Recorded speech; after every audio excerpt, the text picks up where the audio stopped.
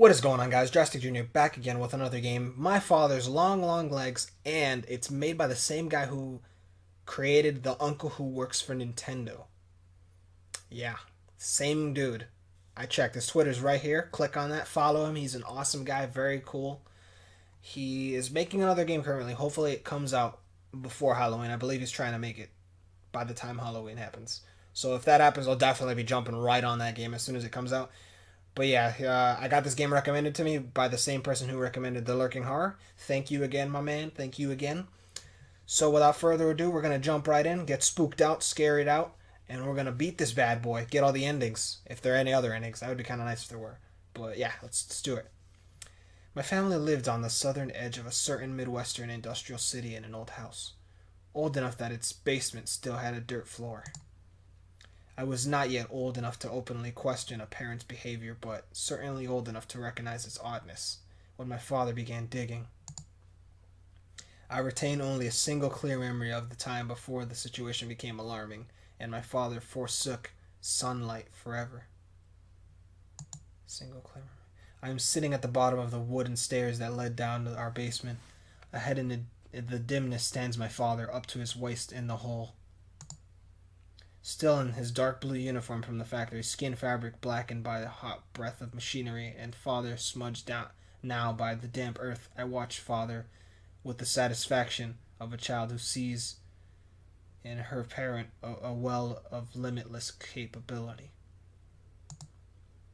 Upstairs, my mother called out that dinner is done. My father takes one last shovel of earth, turns it over the side of the excavation, and in a single incredible motion crawls out of the hole simply by pressing the sole of his boot to the lip of the pit and moving his whole body upward, walking right past me, right up the stairs.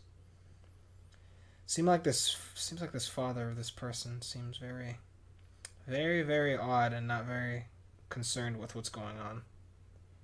Spooky. All right, let's keep going. He was always a tall, angular man, as the remaining pictures of him suggest, and to this day I can barely conjure the marvelous image of my father's long, long legs, striding over me as he emerged from the hole he was to spend years digging beneath our house. Apart from him, there was three of us, my mother, my younger brother, and myself. All right, let's start with the mother. There are many things about my mother I do not understand. She first found my father unattractive, she admitted to me many years later, because of how unusual he was. Guess we're going the mother route. Okay. He had come to the Midwestern industrial town and secured a job at the same factory where my mother was working. Though a practical man, he read constantly and miraculously in the subjects ranging from engine repair to philosophy, a habit instilled in him he had claimed by his own parents. This was all my father ever said of his family. Beyond us, any further inquiry into the subject caused him to leave the room or bring up some other pressing issue. Mother once theorized that father had run away from home. Whatever his reasons for leaving his family behind, my father did not wait too long before beginning a new one. I was born only a few months after my parents were married. Within a few years, father made enough money that my mother could stay home and watch over me, and not too long after my brother. Then one night, when my brother was perhaps only a year old, father came home, pulled a brand new shovel from the back of his pickup truck, and descended into the basement, where he began to dig. What was he digging? At first he told mother that he was preparing to put down a cement floor, suggesting a prelude to a full or partial renovation of the house. As a child, the movements of adults were still largely mysterious to me, and I do not know the specific circumstances under which mothers realized this motive was untrue. As a child, the movements of adults were still largely mysterious to me, and I do not... Oh, I already read that part. Sorry. Nor do I know exactly what transpired when father told mother that they must go to the basement to discuss the matter closer to its source. For after the door shut behind him, my brother and I were left alone in the house. Okay. My brother cried on most of the night, while I lay in my own bed, pillows pressed to my ears. The next day, my mother reappeared, quietly prepared our meals, and then locked herself in her bedroom shortly before father returned home and commenced digging once again. Why is he digging? It's interesting. My father, for his part, stopped sleeping in the bedroom with her, instead taking to the basement, a decision which coincided with the first signs of his terrible metamorphosis.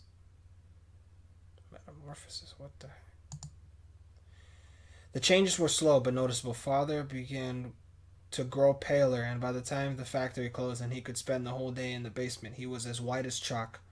Perhaps it was this general evidence of wear, the change in skin tone, and his subsequent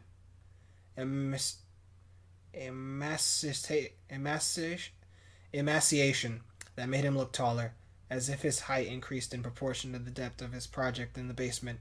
Meanwhile, my mother put my brother into preschool and sent me to a latchkey program, while she worked to support us in what seemed a deliberate contrast to my father. She grew somehow darker and smaller.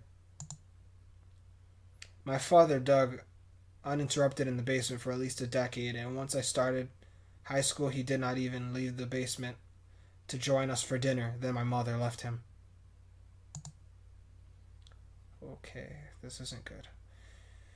Father was sufficiently enveloped in his life's task that there was no need to replay the arguments from my childhood. Whatever desire he once had to keep us home with him had apparently fallen away, lost in the depths of that pit. Okay, this isn't good. I don't like this. His mother left the father, and he doesn't even give a damn. He's still doing this stuff with the digging, and this isn't good. This is definitely gonna lead to a horrible ending. Keep us home. On her own, mother seemed to physically decompress, to become less bowed. She spoke more, laughed more. She had friends and lovers. We did not see my father at all after we left. Oh, it seems like they all left, along with the mom. Wow. On the day we left for good, he did not even come out of the basement, though by that point it was questionable how easily he could get through the doorway. So tall he had grown. It was not until many years later that my brother suggested we pay a return visit to our father's house. Oh, damn. I have the volume really high up. I wish I could lower, but you know what? Screw it. Let's do this. Our father's house. Needless to say, my brother and I had different experiences of our early home life. Oh, should I click brother or I? Let's go I. A year or so before we left my father was the last time I ventured down into the basement. Oh boy, here come the sounds. My brother was out with friends, having reached the age when he finally realized the awkwardness that resulted from breaking visitors to our home, and mother had locked the door to her room and apparently gone to bed. Father was, of course, laboring in his basement, and I was doing homework in the living room while watching a television. There came a knock at the door. The man on the porch was squat, but dressed neatly in the suit, coat, and hat. A pair of very small spectacles was perched on the end of his nose, looking minuscule in comparison to his large round face. "Hello, young lady," he said to me in a labored voice. "Is your father home?" Okay, so we're a girl. Okay. So we're the daughter. Okay, cool. "Who are you?" I asked. The man tipped his old-fashioned hat back on his head, smiling with rubbery lips. "You would have no reason to know me, of course," he said, "but I'm your uncle." Your uncle who works for Nintendo? I'm just kidding. I left the man on the porch, the door locked, while I went to seek my mother's help. Thus I discovered she was unresponsive, as she often was in those days. This left me with only the option to summon my father from the basement. He did not respond when I opened the door and knelt down, though I thought I could hear faintly the sound of his digging. I looked back to the front door where I could see through pebbled glass, the rotund figure of a man who claimed to be my uncle, and descended the wooden stairs into the basement. Why, dude? Why? You're crazy, bro. You're crazy. The only light is always... You're crazy, girl. You're crazy. That's what I meant. I'm sorry. The only light as always came from a single bulb hanging from the ceiling. My father had learned to operate in these conditions, but for me, the lack of illumination cast the labyrinth below into a mess of confusing and seemingly contradictory paths of damp black earth and only slightly blacker shadow. Father had first attempted to dig straight down, but as the years went on, he elaborated from his original plans, angling outward from the center of the basement at a depth of perhaps 15 feet. Damn, that's far. From there, he had begun to hollow out the entirety of the basement with one long looping path threading and bend around itself like some monstrous length of viscera, all the while continuing his march downward. I don't like this.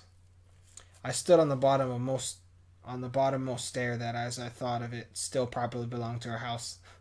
By my feet was a stack of unfamiliar books. They were old, with blank but warped brown covers. Next to them was what appeared to be an antique child's rattle, caked with dirt and silver rocks, chipped into various unnatural but vaguely instrumental shapes. I turned to the void and called for my father. No response came, but I grew more certain that I could hear, however distantly, the sound of father's shovel. I called for him again, this time giving also my purpose for the interrupting of his work. "There's a man at the door," I said. "He says he's my uncle." I stood and waited, and as I did so, the sound of digging stopped. My father emerged a minute or so later, unfolding himself from the narrow bends of the maze, his pale skin covered only by the rags of his clothing and everywhere dusted gray with soil, including, I noted, the corners of his mouth, which seemed stained particularly thoroughly and much more darkly. "Your uncle," father rumbled, not quite asking a question. He then added, "My brother." I nodded. "Show him in," he ordered. The squat stranger, my uncle, who I remembered smelled of sour milk, seemed elated at his prospects. I led him down to the basement stairs, his agitation growing exponentially until he saw my father standing at his full height. It must have been at least 8 or 9 feet then, I think, at the entrance of his renovations. I knew to take my leave, and I ascended the stairs. I heard the visitor remark that my father seemed to have done very well for himself, all things considered. I never again saw the man who claimed to be my uncle, either that day or any day after. Perhaps not coincidentally, this is also my last clear memory of my father, and the one that returned to me many years later when my brother suggested we return to our father's house.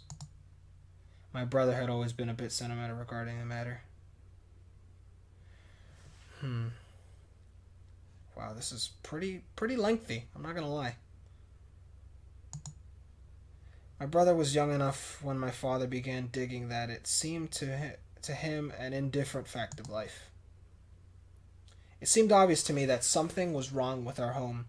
Its wrongness was screamed, I thought, by the chilly terseness with which our mothers moved through it, returning home from work in the late afternoon, serving meals, and retiring to her bedroom. The wrongness was screamed, of course, by my father, who, after losing his job at the factory, spent nearly all day in the basement, emerging at irregular intervals to eat and use the toilet. This is to say nothing of the physical changes he underwent as time went on.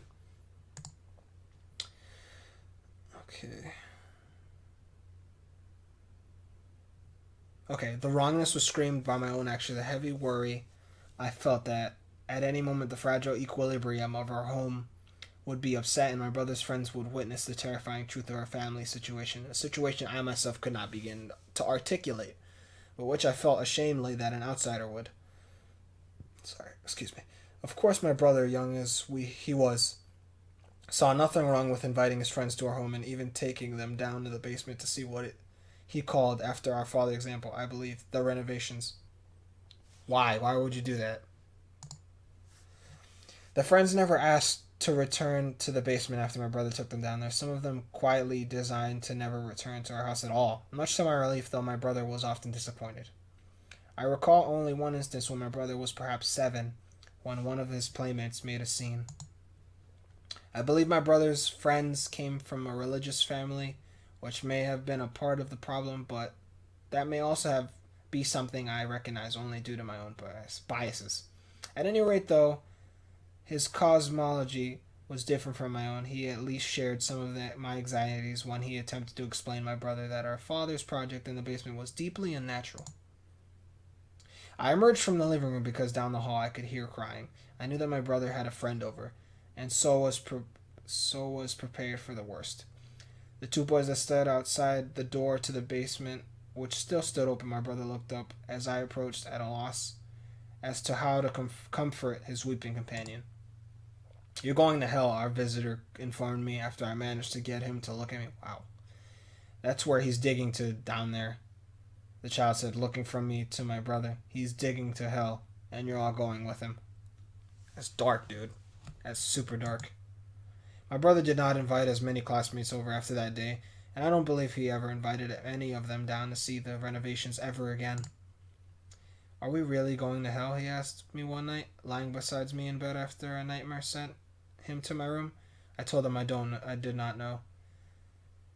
But is what where Dad is digging to? He asked. I told him there was no such place. Then why is Dad digging?